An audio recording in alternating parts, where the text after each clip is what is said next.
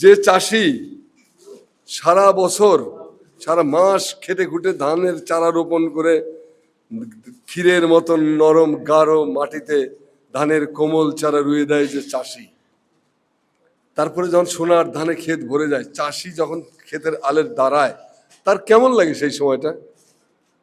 সেই চাষি কি কবি নয়? কবি না হলে সেগুলো করলো কি করে? যে তাঁতি জামদানি শাড়ি বোনায়, কি চমৎকার শাড়ি বোনাচ্ছে, সে তো কবিদেরও কবি। জীবন দর্শনের একটা কথা আছে যে সকলেই কবি নয়, কেউ কেউ কবি। আমি এটা বিশ্বাসই করি না। আমি মনে করি সকলেই কবি, কেউ কেউ উত্তীর্ণ হয়, কেউ উত্তীর্ণ হয় না, সকলেই কবি। আমাদের প্রধান সিপাহসালার সাংস্কৃতিক সিপাহসালারকে এতক্ষণ বয়ান শোনালাম আমরা, তার কাছ থেকে এখন বয়ান শুনবো। আমাদের কবি সুকান্ত বলেছিল যে বিপ্লব স্পন্দিত বুকে মনে হয় আমি লেলিন, আর আমাদের এই আব্দুল্লাহ শিকদার ভাই হলো বিপ্লব স্পন্দিত বুকে মনে হয় আমি ঈশা খান। অনেক কিছু আমাদের এই বাংলাদেশে এই সময়ে সাংস্কৃতিক জাগরণের এবং যে নেতৃত্ব দেওয়ার যে একক ব্যক্তিত্ব আমি বলবো, যার কোনো দলমত নেই, কবি আব্দুল্লাহ শিকদার। আমি ওনাকে আহ্বান করছি। এখন ওনার চেহারাটা আমাদের সামনে সুন্দর করে প্রতিভাত করার পাশাপাশি উনি একজন বড় মাপের বাগ্মিনী, কিন্তু আজকে সেই বক্তৃতা আমরা শোনার সুযোগ হয়তো হবে না। এই চমৎকার একটি অনুষ্ঠানে এতটা সময় আমরা একসাথে কাটালাম, চারিদিকে একটা পবিত্রতা এবং সুগন্ধের একটা ঢেউ বয়ে যাচ্ছে। সবাইকে সাধ্যমতো নিজেকে উপস্থাপন করেছেন।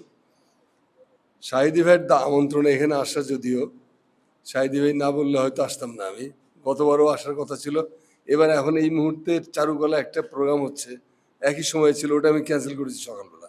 আমি বললাম ভাই শাহিদি ভাইয়ের কথা না শুনলে আমার ঠ্যাং ভাঙবে, আমার ঠ্যাংয়ের প্রতি মায়া আছে, তো সেই জন্য এখানে আসলাম। আর বায়তুল শরফের সাথে আমার একটা আত্মিক সংযোগ আছে।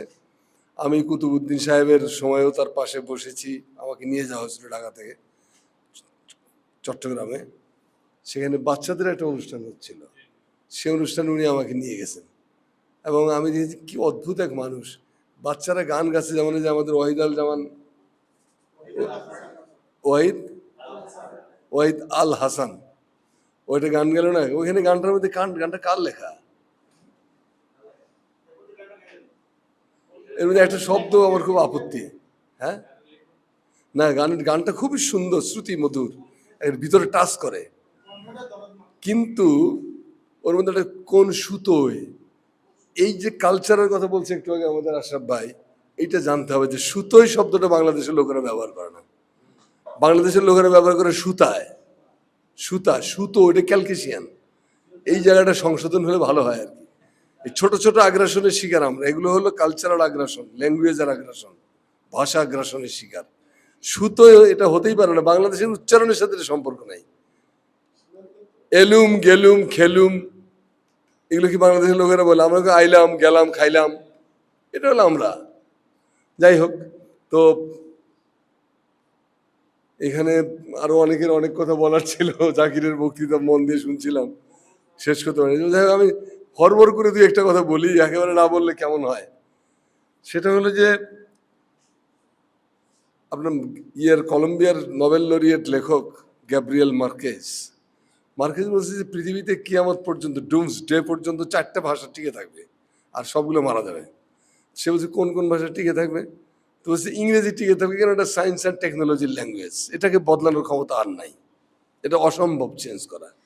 2 নম্বর বললো যে চাইনিজ ল্যাঙ্গুয়েজ, এটা টিকে থাকবে, কারণ এটা জনসংখ্যার এত ঘনত্ব, এটা একটা আনপ্যারালাল ব্যাপার, এটার সাথে মোকাবেলা করা সম্ভব না, এই ভাষা টিকে থাকবে জনঘনত্ব, ডেমোগ্রাফিক্যাল থিকনেসের জন্য আর কি।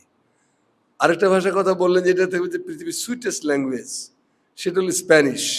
বিকজ স্প্যানিশ লোরকার ভাষা, স্প্যানিশ হলো আপনার সার্ভেন্তেজের ভাষা, স্প্যানিশ হলো সাহিত্যের ভাষা, মানে বেসিক ইউরোপিয়ান সাহিত্যের মূল আকর গ্রন্থ এগুলো হলো স্পেন।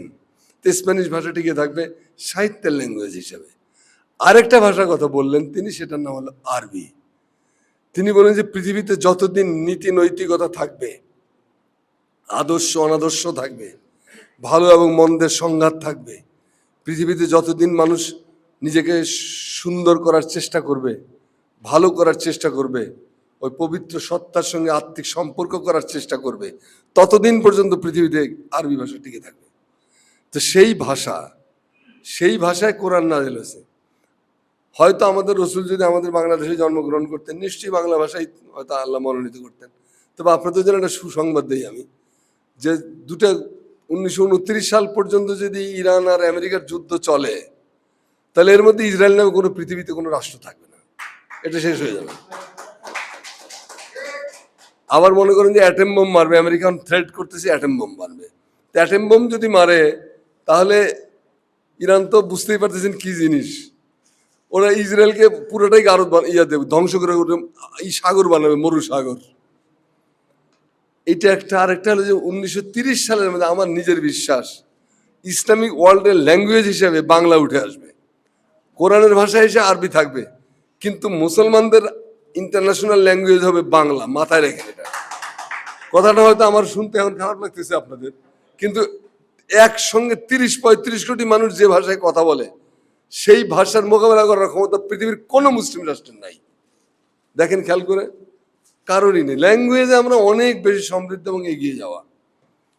আর কবিতা সম্পর্কে তো আমাদের কবি আবু জাফর, জাকির আবু জাফর, এদের বারে বারে আমাদের আশরাফ ভাই আবু জাফর বলতেছিল, আমি আবু জাফরকে জাকির আবু জাফর।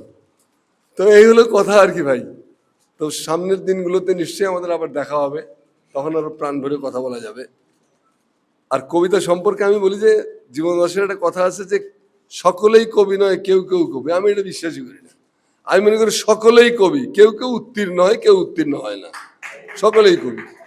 কারণ যে চাষি সারা বছর, সারা মাস খেটে খুঁটে ধানের চারা রোপণ করে, ক্ষীরের মতন নরম গাঢ় মাটিতে ধানের কোমল চারা রুয়ে দেয় যে চাষি, তারপরে যখন সোনার ধানে ক্ষেত ভরে যায়, চাষি যখন ক্ষেতের আলের দাঁড়ায়, তার কেমন লাগে সেই সময়টা? সেই চাষি কি কবি নয়? কবি না হলে সেগুলো করলো কি করে? যে তাঁতি জামদানি শাড়ি বোনায়, কি চমৎকার শাড়ি বোনাচ্ছে, সে তো কবিদেরও কবি। ওই সৌন্দর্য তো আমার নাই জানা, তাহলে সে কি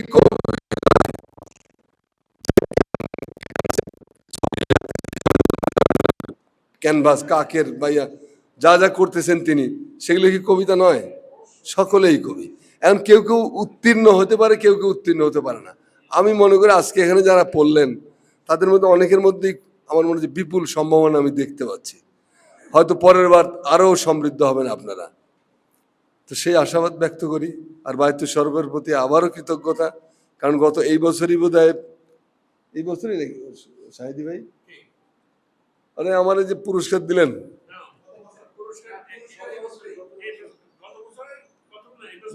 এই বছরই দিছে রে ভাই, প্রচুর বিশাল পুরস্কার। বায়তু সর্বের পুরস্কার কিন্তু আলাদা গৌরব। ভাই আমি পেয়েছি, তো আমি তো সেই গৌরবে দীপ্ত। সেই জন্য বলতেছি যে বায়তু সরবের বর্তমান পীর সাহেব যে মৌলানা আব্দুল হাই সাহেব, কিন্তু প্রফেসর মানুষ, লেখক। এবং আমাকে উনি বললেন যে আমি একটানা 5 বছর ঘুমাইনি। আমি বলেন কি, কয় ঘুম আসতো না, আমি সারা দিন রাত কোরআন তেলাওয়াত করতাম, এটা দিয়ে সময় কাটতো আমার, আর ইসলামিক বইপত্রে স্টাডি করা। তো এই পীর সাহেবের প্রতি আমার খুব ভালো লাগছে কথাবার্তা, মানে এত দিল খোলা লোক। মানে এরা ঠিক ওই ট্র্যাডিশনাল যে পীরের সিস্টেম আমাদের দেশে আছে, ওই রকম পীর না। এরা হলো চোখ কান খোলা মানুষ। এক ধরনের কোমলতা দেখছি কুতুবউদ্দিন সাহেবের মধ্যে, আর হাই সাহেবের মধ্যে আমি দেখেছি যে অদ্ভুতভাবে মানুষকে দ্রুত কাছে টেনে নেওয়ার ক্ষমতা। আপনি অনেক কাছে গেলে সম্মিলিত হয়ে যাবেন, চুম্বকের মতো কাছে টেনে নেয়, পিকুলিয়ার একটা ক্ষমতা। তো সেই বায়তুল সরব বাংলাদেশের অন্যান্য যে কোনো দরবারের চাইতে আলাদা। এখানে শিল্পের চর্চা হয়, সাহিত্যের চর্চা হয়, গবেষণা কেন্দ্র দেখলাম চট্টগ্রামে, এখানেও আছে। এবং এই বায়তুল সরবের ছাত্ররা দেখলাম যে ঢাকা বিশ্ববিদ্যালয়ে জয় করেছে। এবারের ইলেকশনে ঢাকা বিশ্ববিদ্যালয়ের সব প্রথম 2 জন তো বায়তুল সরবের ছাত্র। আমি তাজ্জব ব্যাপার। সকলের মঙ্গল হোক।